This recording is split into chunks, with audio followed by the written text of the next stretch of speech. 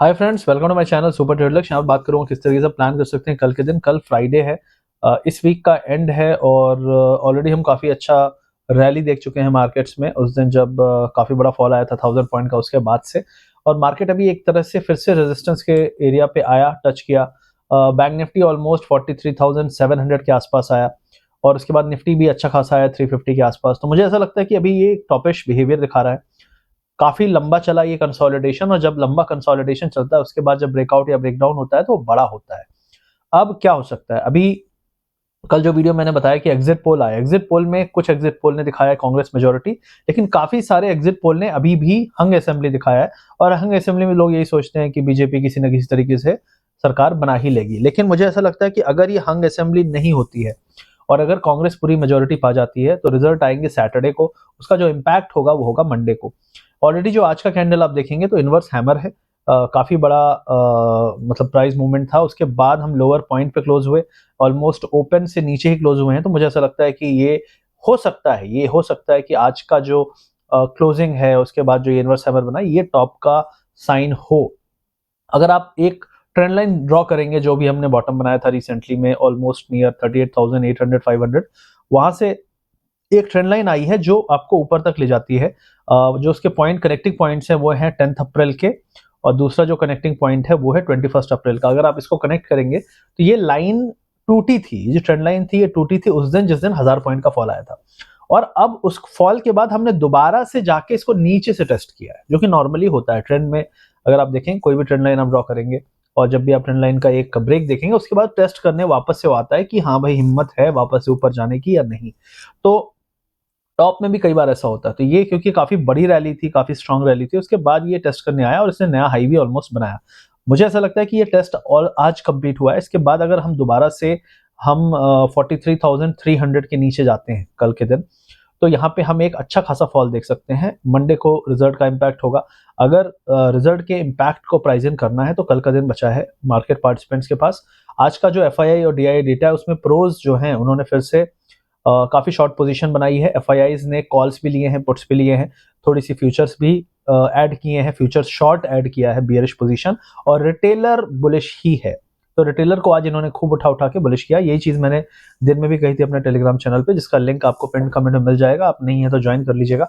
हमारा सिर्फ एक ही चैनल है, उसमें 82,000 समथिंग लोग हैं, उसको आप ज्वाइन कर सकते हैं। उसमें वीडियो के लिंक भी आपको मिल जाएंगे, तो आप जरूर उसको पहचान लीजिएगा। बहुत सारे फेक अकाउंट भी आपको मिलते हैं।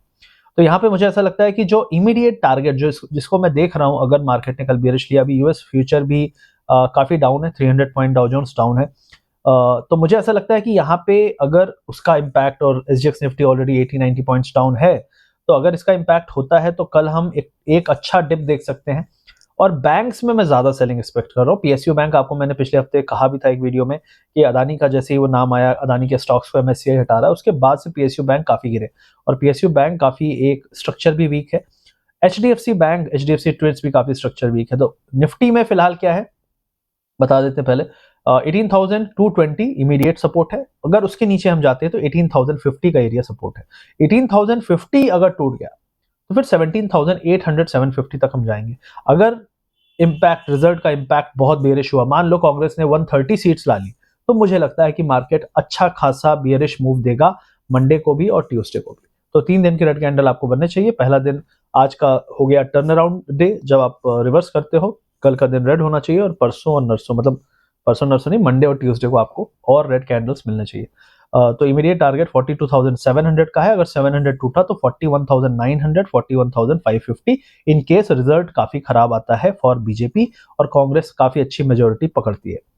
बैंक निफ्टी में ये हो गया। अपसाइड में 43,650 700 इंपॉर्टेंट रेजिस्टेंस है। लास्ट टाइम भी हम वहीं से रिवर्स किए थे, इस बार भी हम वहीं से रिवर्स किए हैं। वो बहुत बहुत इंपॉर्टेंट और स्ट्रॉन्ग रेजिस्टेंस की तरह काम करेगा। निफ्टी में 18,360 एक रेजिस्टेंस है। अगर ये एरिया आपका 220 का टूटता है तो आपको 18,050 एंड 17,800 अप्रोक्सीमेटली आपका सपोर्ट है। विक्स जो है वो ऑलरेडी राइज कर रहा है काफी दिनों से। मार्केट ऊपर जाने पे भी विक्स लगातार ऊपर की तरफ जा रहा है। आज विक्स में थोड़ी सी ऊपर तरफ से सेलिंग आई है, वॉलेटिलिटी काफी थी और मार्केट ने काफी एक बुलिश मूव भी दिया था, बैंक निफ्टी में स्पेशली। मुझे लगता है कि अगर विक्स 14 के ऊपर निकलता है तो आप समझ जाइएगा काफी काफी बियरिशनेस आ सकती है मंडे ट्यूसडे को। तो कल विक्स का मूवमेंट बहुत इंपॉर्टेंट होगा। उसके अलावा आईटी बेटर कर रहा है, स्टेबल है, लेकिन आईटी ने ऑलरेडी अच्छी रैली दे दी है। और आपको एक और चीज़ बता दूं कि आईटी के स्टॉक्स काफ़ी अच्छा चले थे रिसेंटली में। अगर आप देखेंगे लो से 5-5-7% की इजिली रैली आई है। अभी एक यहाँ पे डिप ड्यू है, करीब 3 से 4% का डिप आ सकता है। उसके अलावा अगर स्टॉक्स में बात करें तो अब यहाँ पे इंपॉर्टेंट पॉइंट है एचडीएफसी बैंक के बारे में। क्यों बोलना चाहता हूँ मैं, क्योंकि एचडीएफसी को एमएससीआई इंक्लूजन का जो था वो तो झटका लगा ही। 3 बिलियन आने वाले थे, नहीं आए। उसके बाद 200 मिलियन आउटफ्लो भी होना है। अब एमएससीआई का जो ये सारा एडजस्टमेंट होगा, कब होगा, ये होगा आपका 31st को, इस महीने 31st को आपको ये चेंजेस देखने को मिलेंगे। तो 31st को बाय द वे वेडनेसडे है, तो 31st में एक्सपायरी में आपको अच्छा खासा मूव देखने को मिलेगा। तो इसको नोट करके रखिएगा कैलेंडर में। अगर हम बहुत गिरे होंगे तो बहुत बड़ा मूव अपसाइड का आ सकता है, और अगर ऑलरेडी उठे होंगे तो एक अच्छा फॉल भी आ सकता है। तो दोनों चीज शार्प मूव आएंगे अप्रोक्सीमेटली 2:30 बजे से 3 बजे। ये चीज आप कैलेंडर में मार्क करके रखिएगा। एचडीएफसी बैंक की बात करूं मैं अगर, तो एचडीएफसी ने जो फॉल दिया उसके बाद ये वापस से टेस्ट करने गया 20 डे मूविंग एवरेज, वहां से रिवर्स हो रहा है ऑलमोस्ट। और आज का पूरा कैंडल रेड है, हाई पे क्लोज होकर लो पे बंद हुआ है। मुझे लगता है वापस से हम 1626 की तरफ जा रहे हैं, और वो ब्रेक होता है तो आपका जो अगला सपोर्ट है वो 1580 है। मेरा मानना है ये 1580 1550 की तरफ जाना चाहिए एचडीएफसी बैंक। ठीक है। उसके अलावा आईसीआईसीआई बैंक की बात करूंगा। क्यों करूंगा, क्योंकि पिछले 2-3 दिन से इसको मैनेज किया जा रहा है बहुत तरीके से, और बैंक निफ्टी को भी यहाँ पे रखा जा रहा है। कोई ऐसा बहुत प्रोग्रेसिव कैंडल नहीं है यहाँ पे। मुझे लगता है ये भी एक डिप की तलाश में है। 915 915 की तरफ जा सकता है, जो कि काफी बड़ा फॉल है। 4-5% का फॉल मुझे यहाँ पे उम्मीद है। तो 910 915 एक सपोर्ट है, जहां तक मुझे लगता है इसकी जर्नी शुरू होनी चाहिए कल से। एक्सिस बैंक अगला है। बहुत तो नहीं चला जैसे एक्सिस चला, जैसे आईसीआईसीआई चला, एसबीआई चला, वैसा तो ये चला नहीं, क्योंकि इसके हमेशा कुछ ना कुछ प्रॉब्लम्स रहे। मुझे लगता है कि ये यहाँ से एक और डिप दे सकता है। 900 एरिया पे इसको रेजिस्टेंस मिल रहा है। अगर ये डिप आया तो आपका 870 तक फॉल आ सकता है। अगर 890 के नीचे जाने लगे तो आप 880 और 870 तक के टारगेट्स आप एक्सपेक्ट कर सकते हैं। अगला जो स्टॉक है एसबीआई है। इसके जो लास्ट दो कैंडल हैं, इनवर्स हैमर और एक हैमर, तो हैंगिंग मैन कह लो, जो भी कह लो इसको, लेकिन दोनों में विक है। मेरा मानना है कि अब जो कल का दिन है वो डिसाइसिव होगा। अगर हम 568 के नीचे जाते हैं तो डेफिनेटली ये बेरिश होगा, फिर टारगेट होंगे इसमें 559 557। ठीक है। तो एसबीआई का ये चार्ट दिख रहा है। कोटक महिंद्रा बैंक बैंकों में थोड़ा सा कमजोरी दिखा रहा था। इसका भी काफी अच्छा स्ट्रॉन्ग रेजिस्टेंस 1975 1985 के आसपास है। अगर ये इसको होल्ड करता है, ऊपर नहीं जाता इसके, तो यहाँ से एक डिप उम्मीद है 1910 तक की। तो काफी बड़ा एक 3-4% का डिप इसमें भी ड्यू है। तो ये भी आ सकता है अगर हम यहाँ से 1950 के नीचे जाने लगे। 1950 के नीचे जाने लगे तो आपका 1910 तक के लेवल्स आ सकते हैं। तो ये सारा जो मैंने बताया, ये व्यू है मेरा निफ्टी, बैंक निफ्टी और स्टॉक्स के बारे में। ओवरऑल मुझे उम्मीद है कि ये जो प्राइसिंग इन है, जो एडजस्टमेंट था, मैनेजमेंट था, वो सारा खत्म हो चुका है।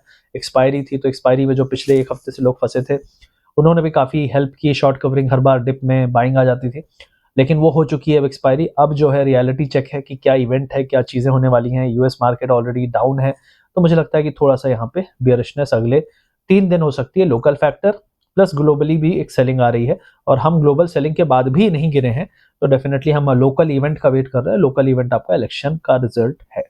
तो ये मेरा व्यू है। वीडियो अच्छा लगा तो लाइक शेयर सब्सक्राइब। मिलते हैं बहुत जल्दी। Thank you very much. See you soon.